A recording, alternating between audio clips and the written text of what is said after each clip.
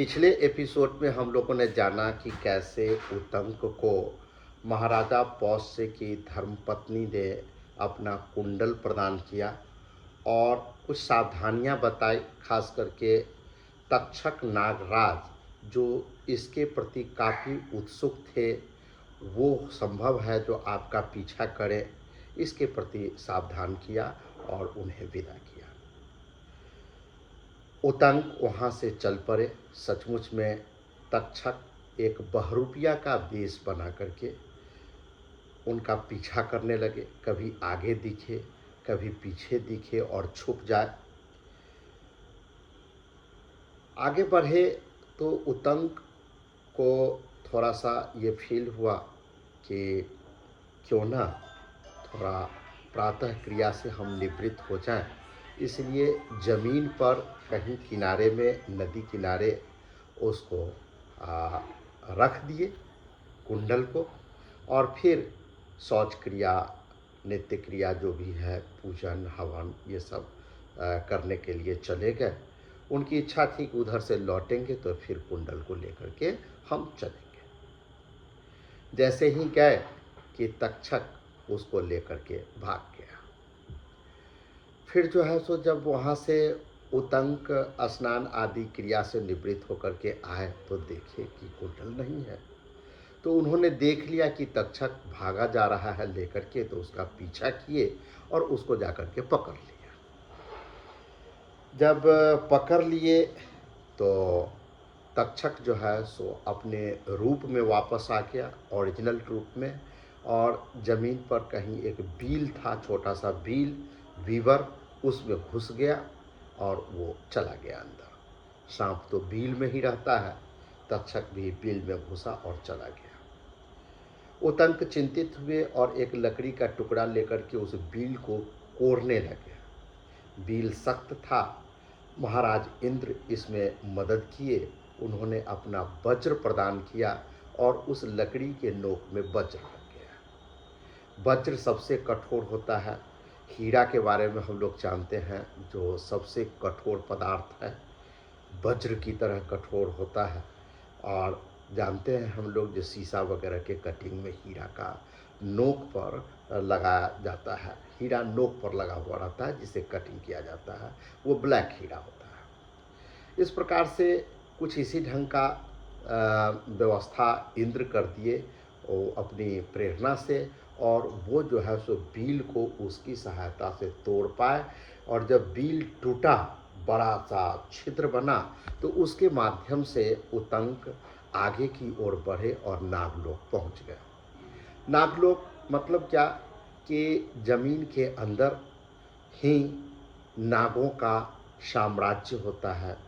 ये तरह तरह के विषैले सांप, तरह तरह के रूप वाले विशाल विशाल जो सांप हैं, उस सर्पलोक में, नीचे पाताल लोक में निवास करते हैं। वहाँ बड़े बड़े बहुमंजिली इमारत को देखे, बहुत ही ऐश्वर्य से भरा हुआ उनको वो क्षेत्र लगा। तरह तरह के क्रीड़ा स्थान देखें, मंडप रंग बिरंग का देखें, और वो जो है सो नागलोक में मोहित हो गए। फिर जो है सो आगे की ओर बढ़े उतंक, और वहाँ नागलोक के जो राजा हैं ऐरावत, उनकी स्तुति किए। ऐरावत के कुल में तरह तरह के नाग थे, और वो जो है सो तरह तरह के विचित्र विचित्र कुंडल धारण करते थे। इस प्रकार से हम लोग देखते भी हैं, जो गंगा जी के उत्तर तट पर बहुत सारे नागों का निवास स्थान है, और उन्होंने उतंक ने बड़े बड़े सर्पों, बड़े बड़े जो ऐश्वर्य वाले हैं, सुखी संपन्न हर प्रकार से हैं, सामर्थ्यवान सर्प सब हैं, उन सबों की वो वंदना करने लगे, स्तुति करने लगे, और कहे कि ऐरावत नाग के समान दूसरा कौन है, जो सूर्य देव की किरणों की जो सेना है, रोशनी मतलब सूर्य देव की जो प्रचंड किरण है, उसको उसके बीच में जो विचरने की इच्छा रखता है। ऐरावत हाथी को कहा गया है और यहाँ ऐरावत जो है सो सर्पकुल के सम्राट हुए। ऐरावत के एक भाई थे धृतराष्ट्र, और जब धृतराष्ट्र सूर्य देव के साथ साथ चलते हैं तो गिनती बताया गया है कि 28,008 सर्प सूर्य के घोड़ों की बागडोर बन करके चलते हैं। अब ये 28,008 सर्प का क्या गणित है, कमेंट करके हमारे दर्शक बताएंगे कि 28,008 क्यों। कुछ न कुछ इसमें खगोलीय रहस्य छुपा हुआ है, जो इसके माध्यम से वेद व्यास ऋषि हम लोगों को अवगत कराना चाहते हैं। यहाँ तक कि ऐरावत के छोटे छोटे जो बंधु हैं उनको भी उन्होंने नमस्कार किया, जो जिनका निवास स्थान कुरुक्षेत्र और खांडव वन के इलाके में है। नागराज तक्षक की भी उन्होंने स्तुति की कुंडलों के लिए। तक्षक और अश्वसेन ये दोनों नाग सदा साथ साथ चलते हैं और कुरुक्षेत्र में ही इक्षुमती नदी के किनारे निवास करते हैं। ये अश्वसेन कौन है, तो तक्षक नाग के छोटे भाई हैं और ये श्रुतसेन के नाम से विख्यात है। पाताल लोक में नागराज की पदवी पाने के लिए सूर्य देव की उपासना करते हुए ये कुरुक्षेत्र में निवास करते हैं। इन महात्मा को भी मैं नमस्कार करता हूँ। ये उतंक स्तुति कर रहे हैं। इस प्रकार से सभी श्रेष्ठ नागों की स्तुति जब उन्होंने किया तो भी कुंडल उनको नहीं मिला और उनको जो अजीब सा दृश्य दिखाई पड़ा, दो स्त्रियां दिखाई पड़ी जो एक बहुत से सुंदर करघे पर वस्त्र बुन रही थी। श्वेत धागे और काले धागे को मिला करके बुन रही थी और वहाँ उन्होंने देखा कि 12 औरों का एक चक्र भी है जिसको 6 कुमार मिल करके उसको घुमा रहे हैं। वहाँ एक उन्हें श्रेष्ठ पुरुष भी दिखाई पड़ा और उसके साथ एक दर्शनीय अश्व मतलब घोड़ा भी दिखाई पड़ा।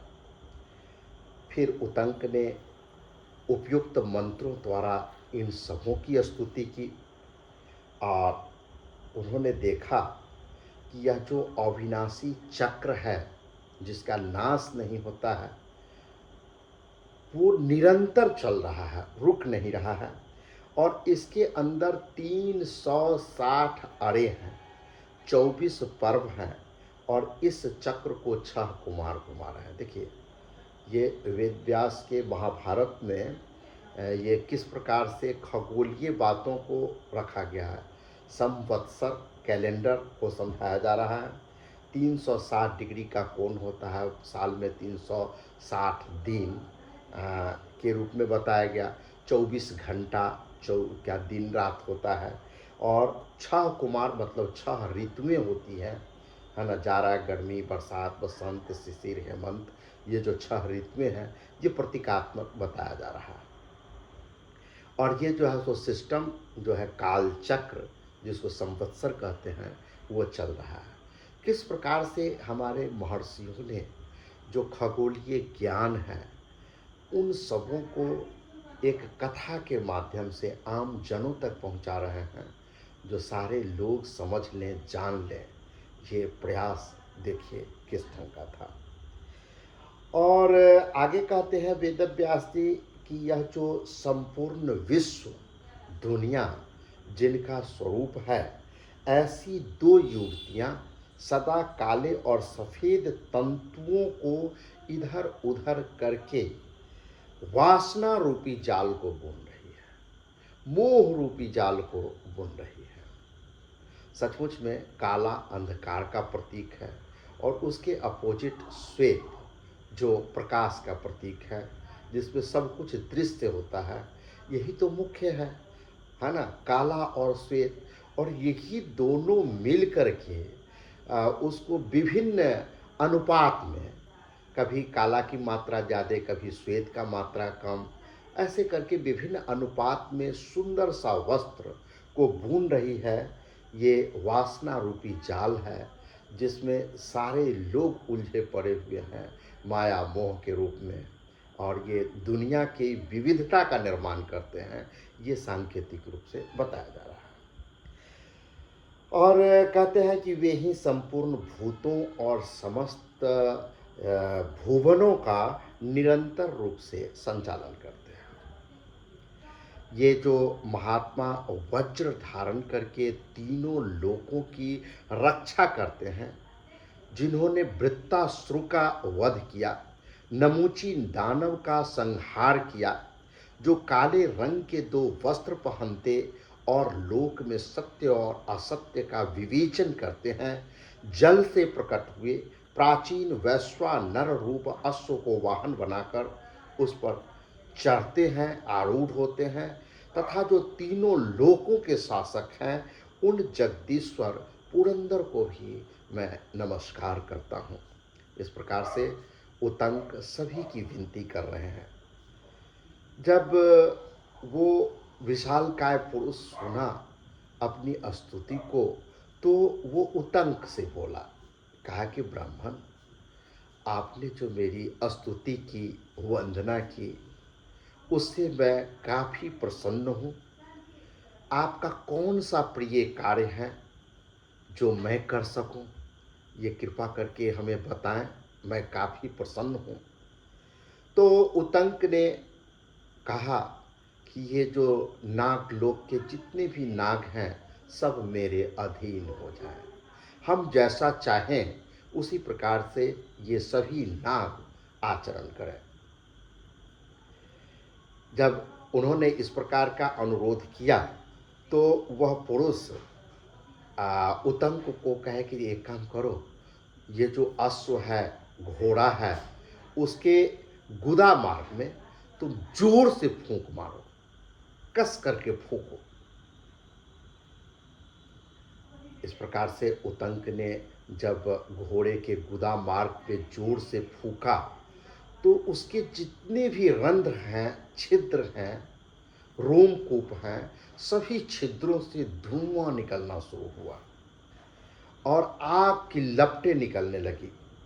और इस प्रकार से हम लोग देखते हैं कि जैसे कहीं पर आग लग जाता है तो धुआं से वो भर जाता है और धुआं बाहर नहीं निकल पाता है, तो परिणाम ये होता है कि दम घुटने से हमारी मौत हो जाती है।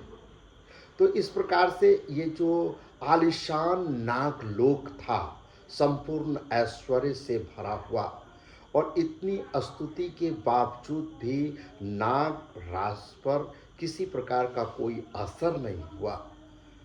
वो सब जो है ये धुएं और आग की लपट से जब उनका दम घुटने लगा, सांस लेने में तकलीफ होने लगी, बेचैनी बढ़ गई, तो वो जो है सो बिलबिला करके ये सामने आया। और तक्षक जो उनका अपराधी था, जो कुंडल लेकर के भागा था, वो तक्षक कुंडल लेकर के ही प्रकट हुआ और उन्हें समर्पित किया और उतंक से कहा कि ब्राह्मण, लीजिए, आप ये दोनों कुंडल ग्रहण कीजिए। और कुंडल जब उन्होंने प्राप्त कर लिया, तो कुंडल लेकर के उतंक सोचने लगे। सोच क्या रहे हैं कि अरे, आज ही तो गुरु पत्नी का पुण्यक व्रत है और मैं इतना दूर हूँ, अब कैसे इन कुंडलों को उनके पास पहुँचाऊँ? वो व्रत में तैयार बैठी होंगी, आखिर कौन सा साधन है, कैसे जाऊँ? संभव नहीं प्रतीत हो रहा है कि हम समय पर वहाँ जा पाएँ। कुंडल तो प्राप्त कर लिया। अब इसी ढंग का प्रसंग जो है सो रामचरितमानस में भी है, जो जब भगवान राम वानर सेना के साथ लंका पर चढ़ाई करने के लिए पुल बनाना चाहते थे, उस पार जाना चाहते थे, तो समुद्र की स्तुति किए और इतने सारे स्तुति विनय के साथ जब समुद्र पर कोई असर नहीं हुआ, तो जब उन्होंने बाण चलाया गुस्सा से, क्रोध में आकर के, तो समुद्र त्राहिमाम करके आया।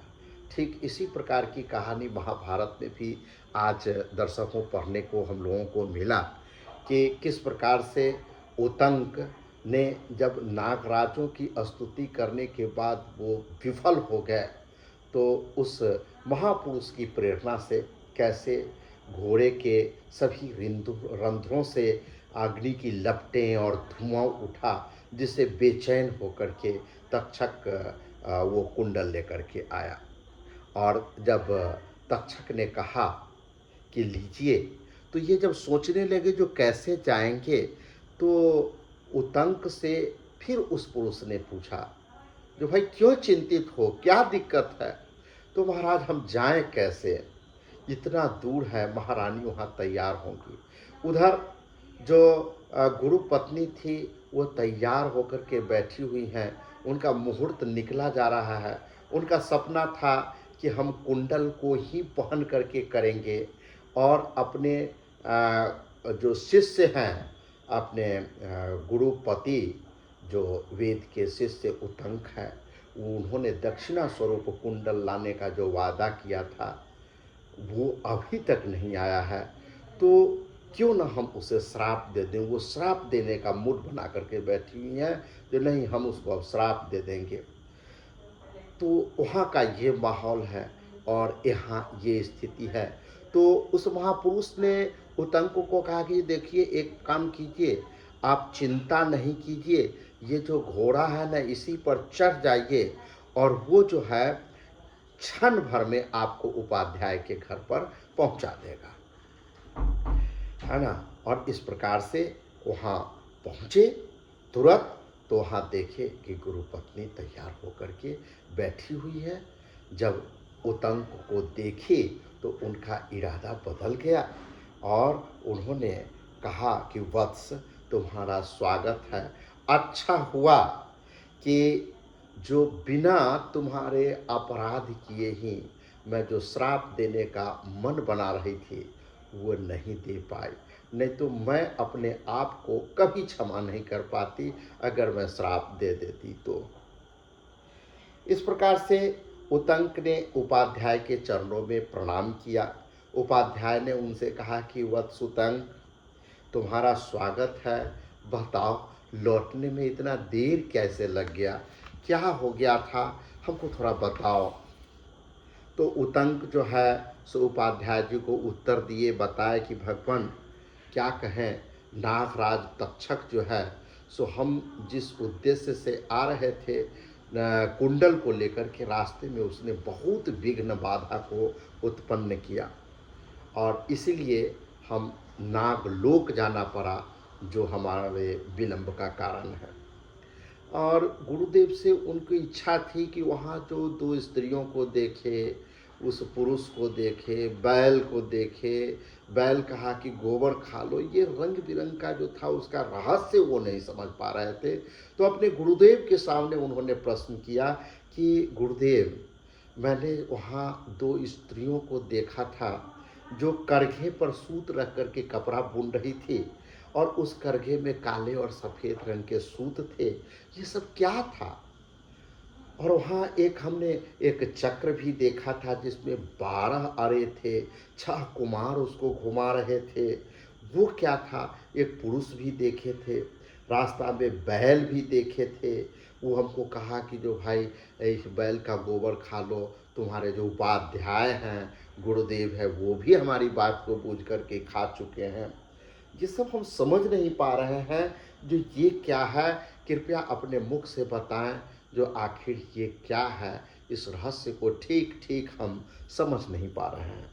तो उन्होंने बताया कि देखो, वो जो दो स्त्रियां तुमने देखा वो धाता और विधाता है, और जो काले और सफ़ेद तंतु देखे वही तो रात और दिन है। 12 आरे से युक्त जो चक्र देखा और 6 कुमार घुमा रहे थे, वही 12 चक्र तो महीने का नाम है, महीना है, और 6 ऋतुएं हैं, और पूरा जो चक्र है यही संवत्सर है। और जो पुरुष तुमने देखा वो पुरजन्य इंद्र है, वो हमारे मित्र हैं। और वो जो अश्व देखा, वो अग्नि है, और रास्ते में तुमने जो बैल देखा था वही तो नागराज ऐरावत थे, और उस पर चढ़ा हुआ जो पुरुष है वही इंद्र है। तुमने बैल के जिस गोबर को खाया वो अमृत था, इसलिए तुम नाग में जाकर के भी सुरक्षित वापस आया। नहीं तो नाग में ऐसे ऐसे विष होते हैं जो अगर डस ले तो जीना मुश्किल है ना। क्षण भर भी देर नहीं लगेगा, और वो तो नाग लोक है, और तुम तो दुश्मन बन करके गए, तो फिर वहाँ से वापस आने का सवाल कहाँ पैदा होता है। इसीलिए अमृत तुमको पिलाया गया। यही कारण है कि तुम जो है सो दोनों कुंडल लेकर के वापस आया, क्योंकि इंद्र की विशेष कृपा तुम पर थी, और इंद्र हमारे क्या हैं, मेरे सखा हैं, मित्र हैं। अब तुम जाओ, अब तुमको हम जाने की आज्ञा देते हैं, क्योंकि तुमने दक्षिणा स्वरूप जो कुछ भी गुरु पत्नी ने मांग किया उसको तुमने पूर्ण किया।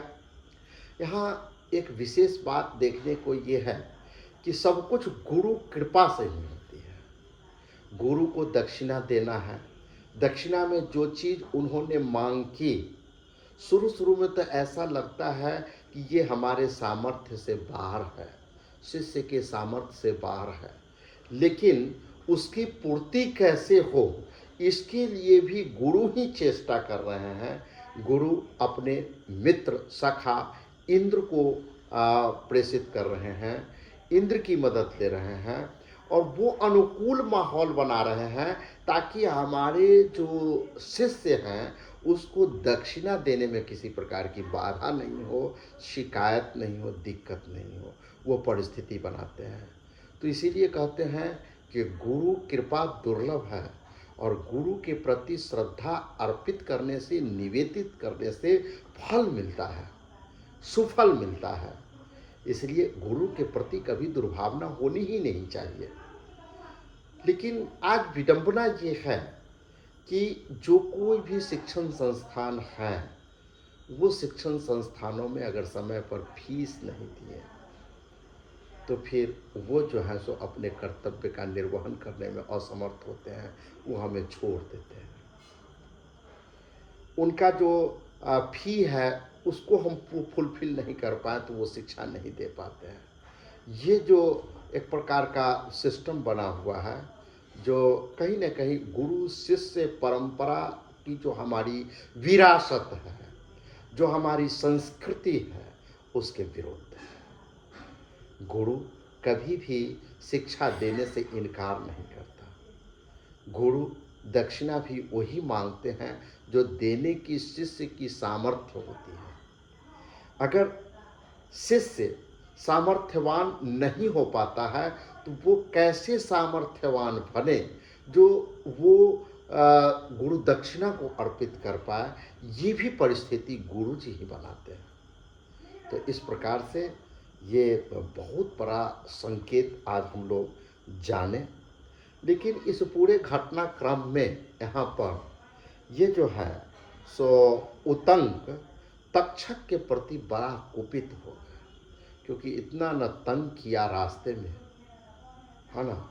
सो उनका मन विदीर्ण हो गया, और उनके मन में कहीं न कहीं तक्षक से बदला लेने की भावना आ गई, और बदला की भावना को अंकुरन स्वरूप दिल में लेकर के, हृदय में लेकर के वो हस्तिनापुर गए, और हस्तिनापुर में जाकर के राजा जन्मेजय से जाकर के मिले। और ये राजा जन्मेजय कौन है, इसके बारे में अगले अंक में हम लोग जानेंगे।